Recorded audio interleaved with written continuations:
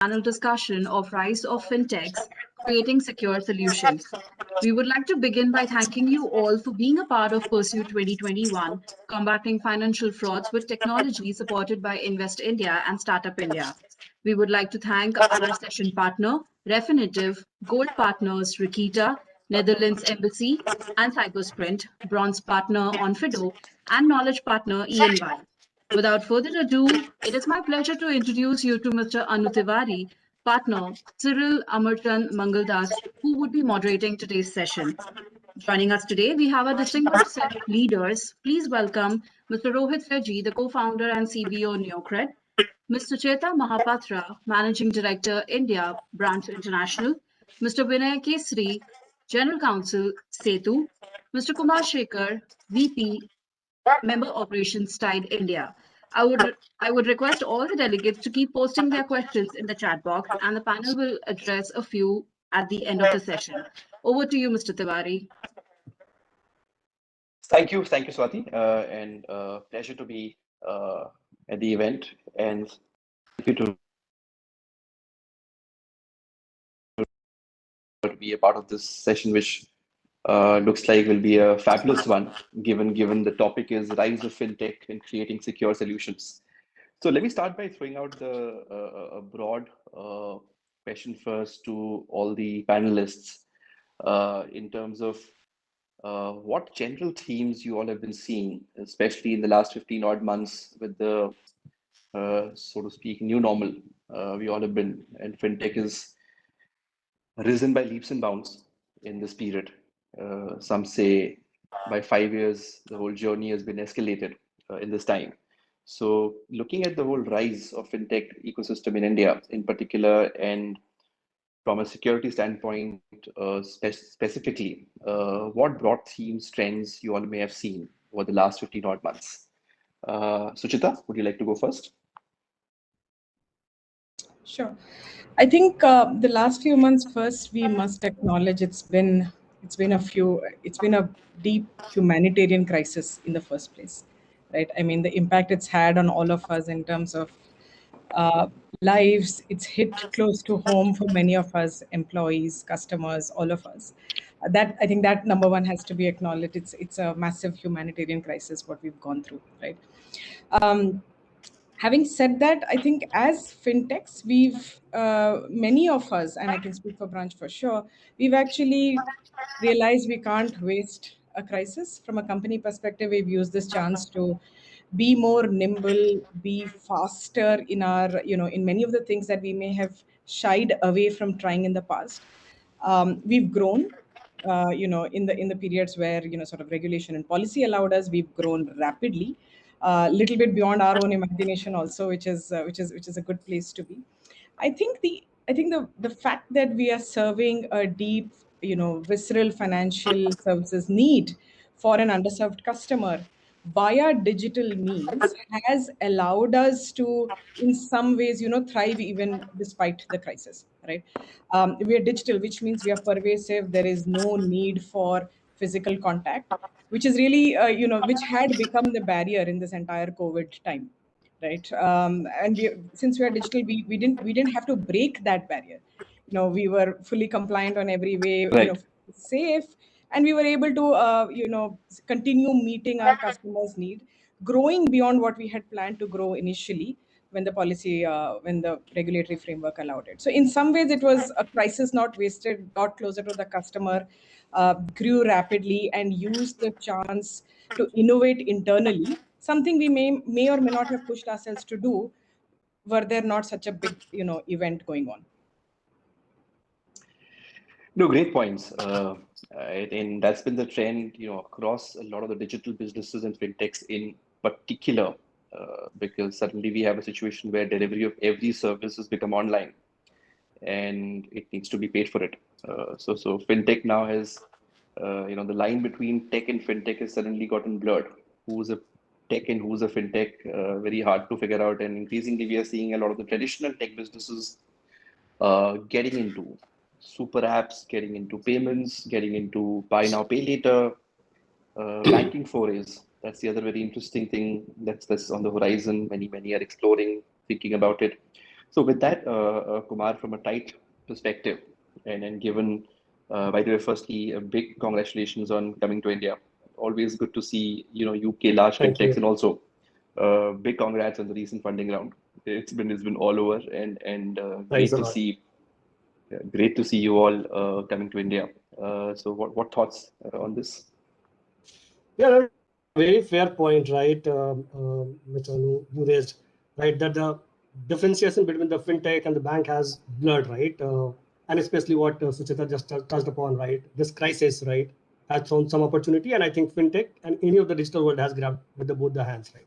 But let me take a couple of minutes, and I will explain first a couple of the names which generally we are using these days, right, like open banking, API banking, neo banking, challenger banking, digital banking, and whatnot, right.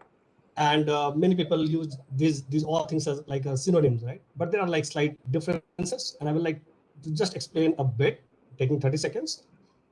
For example, right, API banking is nothing but where bank exposes their partners API kind of to trusted ones, and then they build a product maybe to cater a specific need, right? That's like a very higher level layman terms. I can explain API banking. Then there is another concept called open banking, right? Which is again most discussed these days, right? This is nothing but where again there is a partner or a third party which uses lot of data, right? Which already the traditional banking or NBFC already had, right? But they were not converting those data into information. That was the crux, right? Now these fintechs are actually converting these data into information and trying to push the actual financial need to the customer, right? What they need and whom they can be served by. So they're like solving that kind of problem for the customer. And the last, which is neo banking or digital banking, right? By definition, if I go, it's just say a bank who has only digital presence without a branch. In couple of countries like Singapore, in UK, this is like allowed, but in India, still a long way to go, right? This is like again a gray area, right? We just started to read about that. It might get regulated, what kind of norms can come in, but currently it's a partnership. It's a partnership where behind any of the new banks so called, there is a bank, and what they're doing, Neobank, is they're building on products, right? As you said, super app, right? API over API, just to simplify UI UX and the convenience part, the product need based, and the neo banking in a way is like one-stop solution for all the financial need, be it customer, if you talk about, or you can pick merchants. For example, Tide, if I have to talk about, Tide is targeting SMEs primarily, right? We are planning to come with a lot of financial solution which is needed by the end SMEs, and obviously it's not for the end like customer kind of, so anyone can get into the space. But I see a great journey coming way, right? It's just the beginning. It's just the starting point of neobank, so called in India, but it's going to change a lot of things. The way we have been looking at the banking products so far, the way we have seen the changes in the payment industry, right? Payment gateway for the 5-6 years. Now we are talking about a PAPG regime kind of. Right. Similar thing will happen, but we will have to wait and watch for that. No, very, very interesting points, Kumar, especially on the neobank front. I mean, there were articles as recent as last week about the regulator thinking about a bespoke framework for neobanks. Though, even if it comes up, it'll be interesting to see in what shape and form, because at some level, neobanking is not one framework. It's 10 different kinds of things rolled into one, right? You could have a P2P lending, you could have virtual accounts on top of existing accounts, you could have account aggregation built into it. So with that, a question for Rohith, in terms of the trends you may have, and as a founder, you have a bird's eye view of what's happening in the ecosystem, because things tend to directly, at an emotional level, affect founders. So what thoughts on this? So hi Anu. So I guess to add to Sucheta's and Kumar's point, right? See, I believe that fintech is just 1% finished in terms of what exactly innovations are, how far we have reached from, and while the COVID pandemic was a very pave out a global pandemic. It did also, it gave out a rise in terms of numerous fintech many startups who wanted to provide financial services, at least one form of financial services in their through their portfolio. So I think because of that, because of contactless payments and everything, every fintech, right? Like you might see that there are fintechs who concentrate on the retail base, and there are fintechs who concentrate on the corporate or the institutional base, Right. and both are very niche customer base. Both have a very dedicated vision in terms of serving that particular customer base. But then now what do fintechs, or now what do these all these people do is that they're trying to connect the dots between how do you find a bridge between a corporate and a retail in a customer, right? And that connecting dots have paved, or rather innovated a lot of ways how do you engage better. Because if I for you, there's a lot of customer for us there's a lot of customer base when you go through the retail customer side, and there's a lot of value when you go through a corporate or institutional side, right? And when you are able to bridge that particular gap, or say rather say that I would like to uh, uh, go through the corporate side or the institutional side, and make sure that if I'm able to convince a company or a corporate of an X product, and through that company's trust, or rather goodwill, it is able to sell to its customers, or employees, or rather its stakeholders, the benefits or the effects of this particular product, then it has reached a mass a long way. And that again, from there, it is just about word of mouth marketing. Today, everyone, you don't download cred, or I don't download cred just by the the entire straightaway factor of it. We get to see a lot of post emotions behind it, friends talking Right. about it, lot of Yes. gossips around it, and then we come to a conclusion that "Arey, yeah, this is pretty good. Yeah, I mean, we want to know what exactly, or how, what is so great about it. So, and then when you Right. download it, and you're like, Arey, it is actually matching the trend. So in that manner, I think the trend keeps evolving. We've straight away had from a digital wallet to a current account to a savings. Now wealth tech, account aggregators, there are fintechs who will give you, who's trying to give you the net worth of how you are able to spend, what is the total savings, Right. even if you spend, I will make sure that every spend that you do, I will also help you save. So there are innovations are being what do you say, are being made on the smallest touch points, I guess. So so that is what I would like to say in terms of how the trends are shaping up in the market, or rather from my point of view, in terms of how things are looking at. No, fascinating. With very fascinating points. And uh, to my fellow lawyer on the panel, Vinay, at some level, businesses are always excited, and as lawyers, we tend to be the risk gatekeepers, so to speak. So whilst nobody likes the thought of a risk, but given all the developments, especially over the last year or so in the space of fintech, uh, a lot of players who are unregulated. Not like if you're regulated, you are risk averse in terms of incidents or frauds or AML and those things. And as general counsel of a fast growing organization, what gives you sleepless nights in terms of risks? Because one part is the growth and the rise of fintech, but what has always bothered regulators, not just in India, but at a global level. I mean, crypto is a classic example, so to speak, where, depending on which day you wake up, uh, the position at a global level keeps changing, right? So, would love to hear your thoughts from a risk standpoint, and, what safety security aspects you might be worried about. Sure. Thanks, Anu. So I think what you know, if I had to sum up in one word, what keeps me up at night, it's actually regulatory uncertainty. Uh, and I think that that is, the one thing that is the root cause of a lot of the other things that we really end up worrying about on a day-to-day basis. And I think in that way, fintech and financial services is a bit different from many other industries because it is obviously the most regulated industry in India and globally as well. In every country you go to, financial services and fintech will be the most regulated industry in Right. that country, right?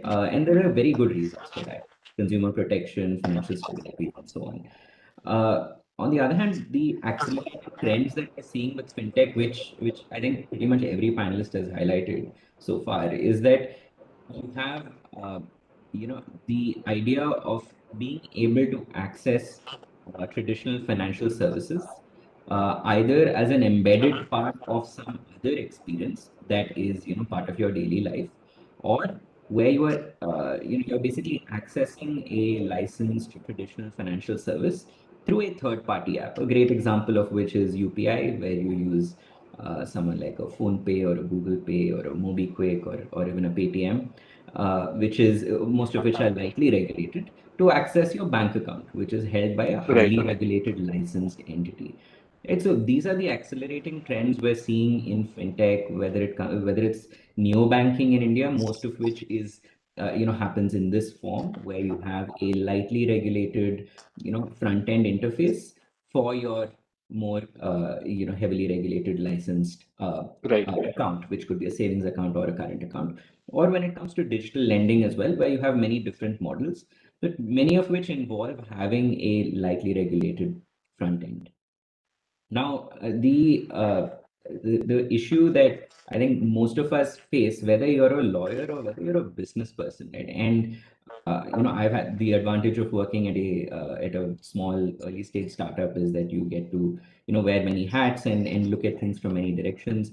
This is actually a problem on the partnership side as well, and on the business side and the product side, right? When you're trying to build, you have to build in partnership with these licensed financial Absolutely. institutions, right, who have their own risk thresholds for very good reasons, right? And you cannot expect them to move like a fintech. In fact, they should not be moving like a fintech, right? There is a very good reason why different people have different risk appetites, right? That's good for the economy, that's good for the consumer, and that's not what we should necessarily be trying to change directly. But what we do need, and what would help accelerate these partnerships, help us bring innovative products to market quicker, and give me fewer sleepless nights, is being clear about who has which role and which responsibility when it comes to building and delivering these kinds of products and services. And that is one area where I think we can all come together, work together, whether you're a licensed entity, a brand new startup that's just 2 months old. I think there's a very direct alignment of interests there, right? To try to make sure that there is a fair and equitable split of responsibilities, which ideally should have some kind of, if not official sanction, at least where the industry as a whole is fairly confident that this is the right way of going about these types of partnerships. Right now, we're at an early stage, and I actually think as an industry, we're still doing pretty well. There are already amazing products being built. Right. People are happy. Consumers are, to a very large extent, happy with the kind of services that they're getting. But if we want that orbit shift, we want to really accelerate things, we need a little more regulatory clarity on who plays which role when it comes to neo banking, API banking, open banking, all of those different paradigms. And Kumar is absolutely right. There are subtle differences between them. But the overall theme of being clear about who plays which role and what responsibilities attach to you, and the clarity that comes from that on what you can do, what you cannot do, what you can build, what you cannot build, and the increasing velocity of partnerships that will happen because of this, that is a net good for everyone. So that's, I think, a really important thing to look at, and it has many angles. One is legal, when you're drawing up your contract, where do you locate responsibility, how do indemnities work, all of that. But also from a technical standpoint, when it comes to data storage, data protection, and also from a cybersecurity standpoint when it comes to certification, and a lot of the testing and certification that banks and others expect their partners to go through. Bringing clarity to all of that, that would be a super useful thing for all of us to focus on and build on. And there's been some movement on that already, but it would be great if everyone focused on that, as much as possible. Now, you raised a very interesting and also a tricky point because I mean the entire bedrock in terms of where is the line is the outsourcing framework across regulations, right? Where I, as a bank or an NBFC or even as a mutual fund, am required to perform core functions, the functions for which I've been given a license and for which I've been found fit and proper. And anything which is non-core can be outsourced to, and which is the area which, as you said, front-facing. The fintechs have gone ahead and also that was not an area looked at by NBFCs or banks. And what's happened over the years is the lines have gotten blurred. Where is it that the role of a regulated entity stops? And i.e., I mean, KYC, for example, has been a huge area, right? Bureau data pool has been the other very big area. Data sharing itself has been a huge area where increasingly a lot of questions are coming up, not just for pure tech companies, but increasingly for fintechs in terms of who, ultimately it's a data pot game, so to speak, right? And with Sucheta with us, who has responsibility for a licensed NBFC in India, it would be great to hear from you. How do you, being on the other side of the divide, as a licensed player who uh, maybe today or in future dealing with unregulated platforms who may want to engage with you, say on lending side, for example. Uh, how would you approach this? Because of course, so to speak, the neck on the line while the regulator is of, say, the NBFC or the bank, right? Yeah, I think that's well said, Anu. Yes, we are regulated. I think coming at it from a security angle, given that is the topic at hand. I mean, there are many ways to look at it when we're talking about a fintech versus a licensed entity or a licensed fintech, right? What we are. There are many ways to sort of cut this, but coming at it from a security angle, for example, if you look at it from that lens, given our topic, um, I think short answer is all of us must be compliant and must make every attempt to do the right thing, right? Now, we must recognize that as fintechs, we are solving problems that were hitherto unsolved, right? So we are opening up, for example, in our case for branch, we are opening up a market that didn't have up until now, let's say, the best access to this particular financial services need, that of credit, right? Very deep, very, pervasive need, but didn't have the right access, the right pricing, and the right quality of financial services at their doorstep at the right time and quickly delivered, right? Now we're solving that problem. Most fintechs are solving interesting, similar, hitherto unmet needs. Now, when you Right. do that, what happens is you are a little bit in territory that hasn't been done before. So possibly for you to solve that, the reason it's been unsolved is because of a bunch of legacy reasons, right? So as you solve this, you have to find the right cost structures, the right economical ways to address this problem. While fintechs do that, sometimes they may have, um, not necessarily put compliance first. It might have happened, but my belief is that the attempt is to be as compliant as in the right spirit as possible.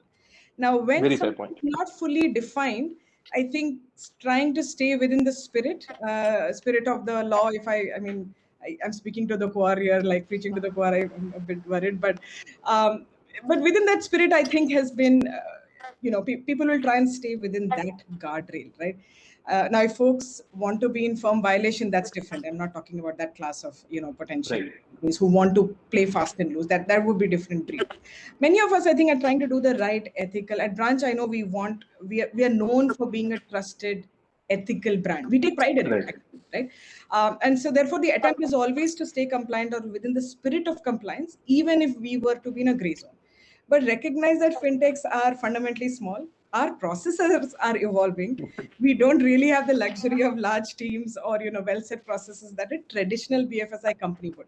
So sometimes it may come across as being a bit not so serious about compliance. I don't think it's that. It's a little bit more about staying within the spirit of compliance, staying with the spirit of truly caring about security. I do believe that at Right. Branch, for example, the spirit is that we all must care about security, right? Whether fintech or old bank or other BFSI entity, we must care about security.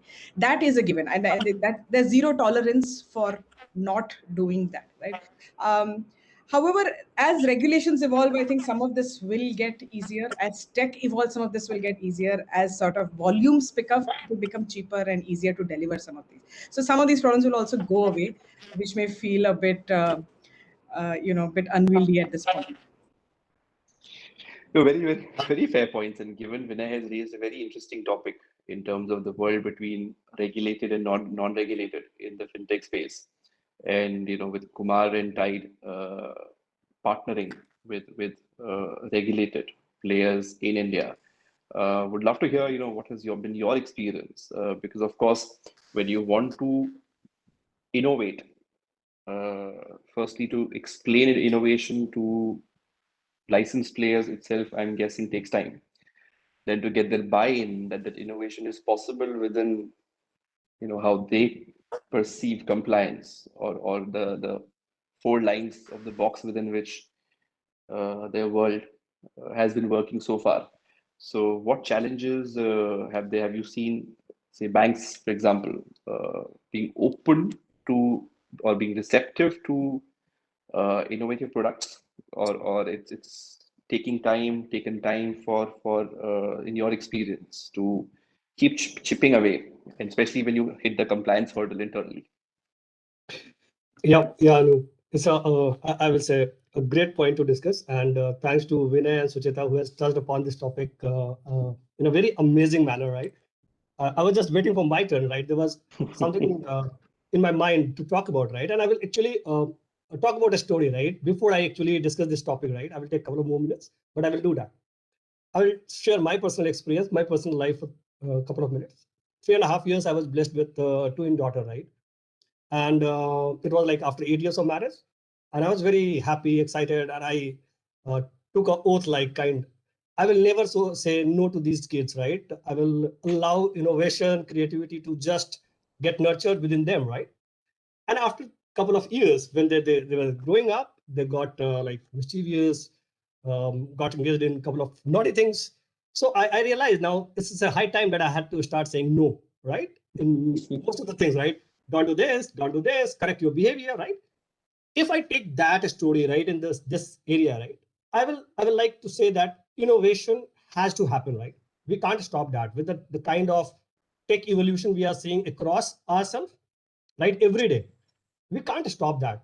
No one can, even, right? It's a wheel which is like rolling, and it will just keep evolving, right? So innovation is Right. something which everyone has to look for ease of operation, lower operational cost, convenience of the customer, right? So that is bound to happen, right? And innovation also brings the security concerns, but at the same time, I will say the solution lies there itself, right? The technology will itself provide you the solution. I will talk whenever we touch upon that topic. So what I'm saying, I see it into three parts, right? Short term, mid term, and the long term, right? If this fintech needs to be totally governed, right? And when I say fintech, again, I'm not getting into payment, lending, insurance, or new banking. I'm just using general word fintech. In short term, ideally, I will say the regulator should only touch upon and should be concerned about, as Sucheta was mentioning, zero tolerance on compliance, data privacy and protection, and maybe the security, and let fintech do all sort of product innovation what they want to do, right? Let them grow in the given periphery of this compliance, no compromise, zero tolerance. But in the midterm, let them the innovation continue. And lastly, regulate it, because the burden of license is too high, right? It comes at a huge cost. And Right. as Sucheta was mentioning, fintechs are generally small, right? They depend on the tech to solve the problem rather than making everything manual, right? So the cost in terms of both the net worth, the compliance cost, and everything is too high. So let it be the last leg of it, right? Now coming to your question, right? How we are seeing it happening day-to-day basis with the license entity. I think it's a, uh, I think now the world is much evolved. If I compare it with 5 years ago, I think the banks are much mature. They understand that the fintech is not their competition or a challenger. They are a partner. Right. We collaborate with them to provide and come up with the solution which customer is demanding and they need it. So they're very happy to discuss it. But yes, the compliance, which even Vinay talked about, that they should never leave aside, right? They are very, very particular about that. And they keep talking about, while we are discussing of some of the products, they talk about the compliance part primarily, that this is the space you need to be careful. This is the way you have to read the regulation. And we are very open. So it's like, I will say, a collaborative approach where we all understand the criticality of the compliance and we ensure that the compliance doesn't get compromised at any point of time. But the product which consumer is looking forward for, we come up with that. So this is what I will answer, Anu. Uh, as somebody who himself is a daughter, I could so well relate to your example because it is a very good way of putting in. You start out by go have an open playing field, but then you realize, oops, there is too much freedom, and you have to start building in guardrails around it.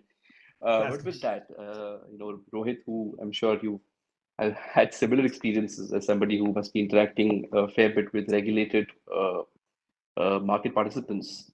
What has been your experience on this topic? Okay, so for us, the experience has been both on the, so it was kind of both mixed, but then again, banks or rather anyone loves good innovation. It's like you don't technically need to come up with. What we believe basically is that you don't need to have a good sense to come up with creativity. So it's like in the words of Pablo Picasso, the biggest enemy to creativity is good sense. Yeah, if you have something, if you make a sense out of it, it is not innovation, it is not creativity, right? So and regulations bring that particular certainty to a, it gives us visibility, because I think India being a very regulated market and very competitive market in terms of fintech, right? Right.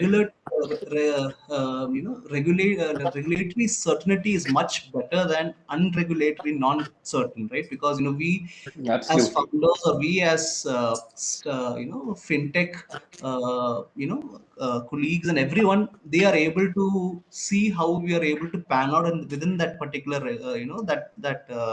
regulations. Because when once a regulation is laid out, these are the n number of things that you're able to do, you're able to innovate. And you just see the recent RBI sandbox, you're able to, they're like openly saying that these are the list of items that we would like, show us your innovations, show us what you guys can do, what is the next thing that can happen, right? So banks, or rather everyone wants to see what is the next best, what is the next big thing. And even if it is not regulated, we will make it regulated. Or rather, let's make some big, some noise, and let eventually it would, people get noticing it, and then they getting to know that it has to be regulated. Because once a particular product, or once a particular innovation has enough of demand, and that brings into the purview of regulatory frameworks, right? And then Right. regulation follows it, and it's just about making sure the apple is pretty good for others to eat it. So then making sure we can have a mass bunch of apples for everyone. That's the apple sellers job, I believe. So it's okay. Great So yeah. analogy. And just to pick up a few points that you and Kumar raised, and go over to Vinay. I think one thing is innovation, but data, privacy are becoming huge themes, especially in the open banking framework. Aggregation versus disaggregation, the whole cybersecurity, for example, has been a big issue, and there are a lot of non-traditional data sources which can create risk both for unregulated fintech, the regulated back-end player, and ultimately the customers, right? And fundamentally, fintech or tech also for that matter is a trust business. And then the moment there are incidents, the moment something happens, it takes forever to come out of it, no matter how good you've been over how many decades. So, when especially with the data protection laws on the anvil, which hopefully should be facilitative, but at least basis what's been out there publicly, looks like may have a big impact on a lot of fintech practices on the data side. So do you see the landscape evolving, changing for the better or worse going forward, given we are at a cusp of data, so to speak, tech clash, as it is called in Europe? The whole data law related developments, which are ongoing and proposed in future. Uh, what would be your take on that? Sure. So I think there you're absolutely right. We are, there are a lot of different types of practices out there, some of which might be fine, some of which might be, close to, might be in a gray area and so on. And, so far it's all worked and there hasn't been any massive backlash against it. But that Right, doesn't necessarily mean that it's the right way forward. If we are saying that, digital financial services is the future and a lot of traditional services will move, move completely digital. I think that, this has to be attacked from multiple angles, right? So one is just people being more responsible. People like us, the players in this room, all right, of us more responsible. So, for example, Sucheta, I've seen, Branch's website. The FAQs are amazing. Right? So I see that as kind of the, sort of gold standard in the amount of disclosure that you make to your end users about every aspect of, your interaction with them, and explaining it not just as part of your terms of service and your privacy policy, but breaking it down right. into very easily readable language.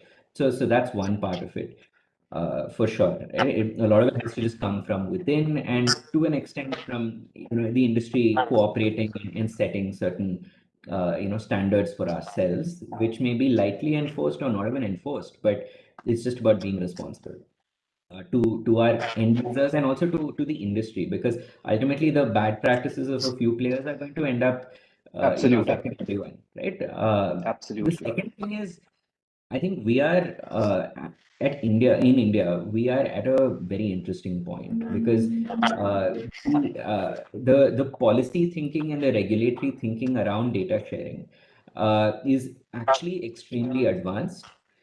Even though the data protection bill has not been passed yet, and I'm sure it eventually will be, the overall idea around data sharing, especially in financial services, but also in other spaces, is moving to a consented, intermediated sort of format, right? Where Right, you create a specific intermediary in the financial world, it will be account aggregators.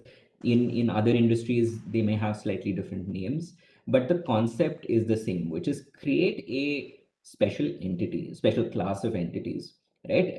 Invest a lot of responsibility in them, ask them to perhaps take a license or at least a registration, right? And their job is to be a servant of the user and the right, user alone.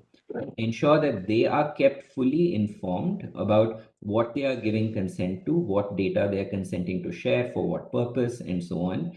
Record that consent in a form that cannot be altered, which is the consent artifact, which right, underpins the whole A architecture, right? And make sure that that consent can be audited in the future, it can be revoked in the future, the user can go back and see what all consents they've given.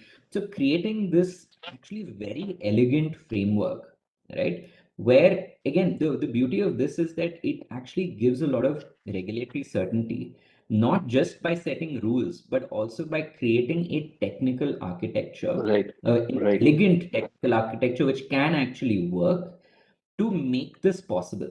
So it's one thing to just put in a law and say that, you can do this, you cannot do this, and all of that. But then enforcement becomes extremely difficult. The advantage of a techno-legal solution like this is that you're also building, auditing, investigation, and enforcement and all of that into the technical architecture that makes this possible, right? And look, AI is an experiment. I mean, I'm personally quite bullish on it, but of course, there's no absolute guarantee that it will all work out. But I think it is a very encouraging sign, right? That we are looking at real solutions to these kinds of problems. And I think if anyone is thinking long term Right. about building data related businesses in India, about building financial services businesses where obviously for underwriting, for many aspects of your business, you do need a lot of customer data. Make sure that you're accessing them through the right rails, right? And make sure that you don't participate in a race to the bottom, because the regulatory environment is very quickly going to change on Correct. this, and you will be Correct. rewarded in the medium to long term, even if not the short term. No, very fair point, Vinay. And I think in at least the way I have always seen this, in whilst advising clients and the ecosystem, is if one starts looking at data as property, which is how actually the law, if you see GDPR or globally, has been shaped. And you cannot take somebody's property without, the person knowing till when you've taken it, when will you return it, what will you do with this, who else will have it, right? The whole purpose limitation, so to speak. So and it's a very smell test. You can figure out when you're doing something right or it's not right. And increasingly, a lot of businesses, the mature businesses, even in the early stage ecosystem, are beginning to realize that even if they don't legally have to be honest towards somebody else's data, and the whole data fiduciary concept, which has been there in the bill, in anyways, you have to be honest to somebody, whoever's data you're taking, in terms of what you're going to do with it, who will you share it with, giving the person ownership over the whole purging rights that you've talked about. So in this context, Rohit,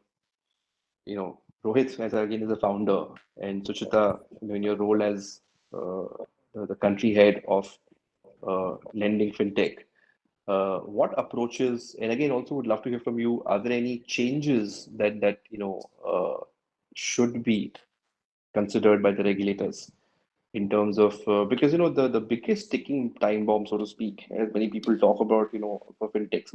If only one thing I feel that can go wrong, fintechs, it's data practices, right?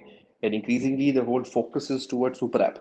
Everybody is looking at integrating various business lines into a combined app where different insurance we may talk to, asset management, which may talk to lending, which may talk to payment gateway. So now, how do you really ring fence all of this? So, any thoughts, Suchita, followed by Rohit? And Uh, what we'll do is I think have 7 minutes to go, and there are some very interesting questions that are being thrown. So I think we'll spend 2 to 3 minutes, and then I'll just take a few of the questions, and then trust me, they're very uh, interesting and tricky also for you. Got it. We're sufficiently warned, Anu, about the question. No, I think you said it right. There is it's really important to stay cautious and thoughtful about the use of customer data, right? This is a non-trivial problem. One shouldn't, like you said, there are laws around it, and it's one of those things that all of us in this FS industry must take seriously. But in Right. many ways, like Vinay said, the AA architecture that has come is a step towards solving that problem already, right? You've True. already made it True. consented. You already have intermediaries.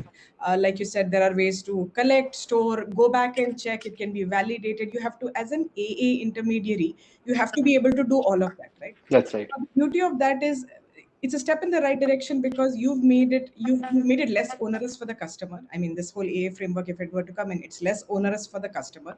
It's Right. actually economically more viable for the NBFC.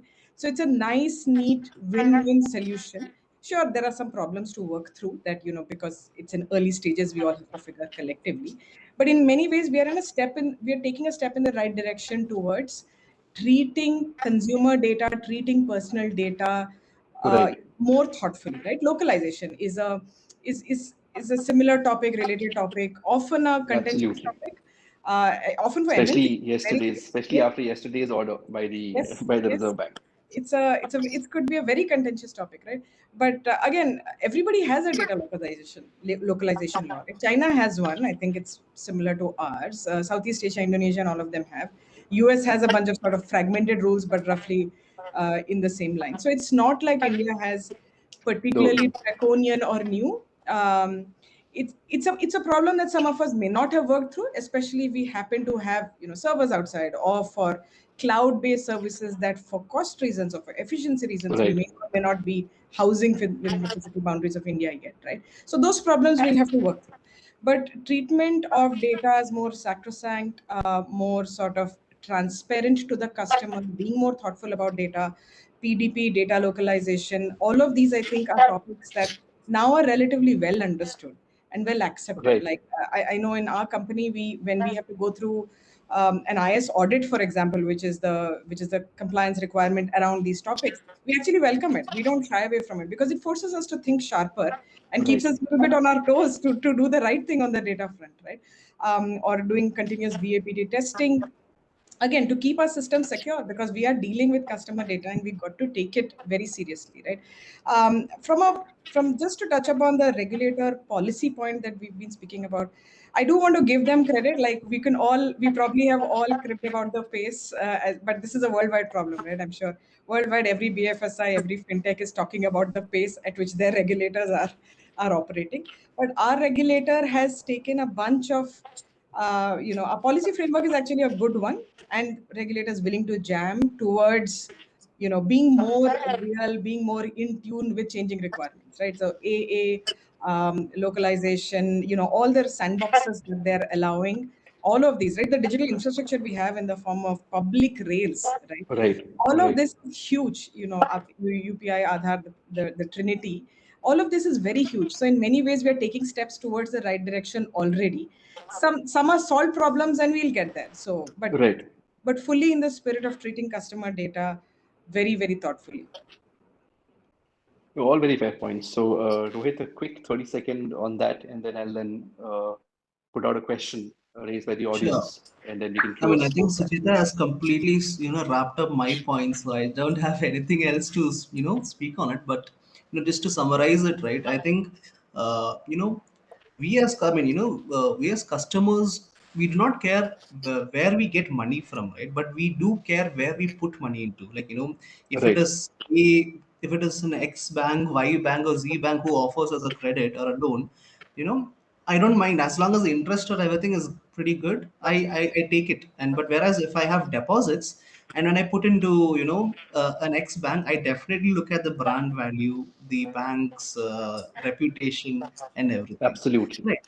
So when it comes to the regulators, or when it comes to frameworks, how in terms of security that has to happen in this, I'm sure as a responsible citizen, or rather a person who wants my entire I want my credit to be democratized, but then definitely I also want to make sure as a customer that it has to be in the right manner, as everyone pointed out very clearly, right? So the open credit enablement network, or the ocean that is there, it has completely kept into play how you're able to access your financial data across a wide variety of lenders.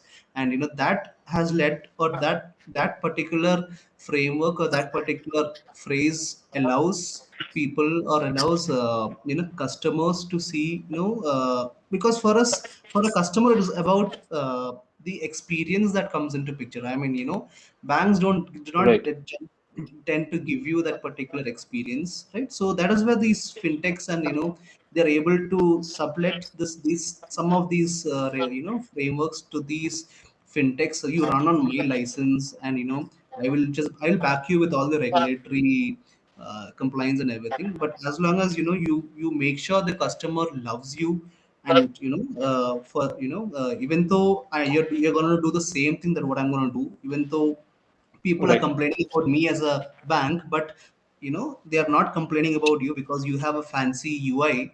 So